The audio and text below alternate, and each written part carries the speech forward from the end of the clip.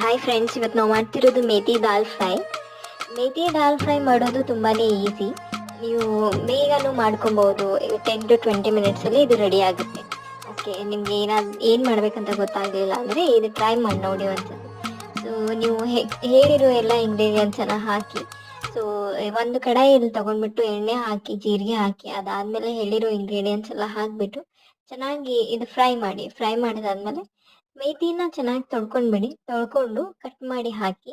ಅದಾದಮೇಲೆ ಸೈಡಲ್ಲಿ ನೀವು ಕುಕ್ಕರನ್ನು ಇಟ್ಬಿಟ್ಟು ಬೇಳೆನ ಚೆನ್ನಾಗಿ ಕುದಿಸ್ಬಿಟ್ಟು ಸ್ಮ್ಯಾಶ್ ಮಾಡಿ. ಒಂದು 4 ಇಂದ 5 ಸೀಟಿ ಹಾಕ್ಬಿಟ್ಟು ನೀವು ಅದನ್ನು ದಾಲನ್ನು ಸ್ಮ್ಯಾಶ್ ಆದಮೇಲೆ ನೀವು ಅದನ್ನು ಎಲ್ಲ ನೀವು ಒಗ್ಗರಣೆಗೆ ಸೇರಿಸ್ಬಿಟ್ಟು ಇದು ರೆಡಿ ಆಗಿಬಿಡುತ್ತೆ. ಆಮೇಲೆ ನೀವು ತಡ್ಕ ಹಾಕ್ಬೋದು ಮೇಲೆ.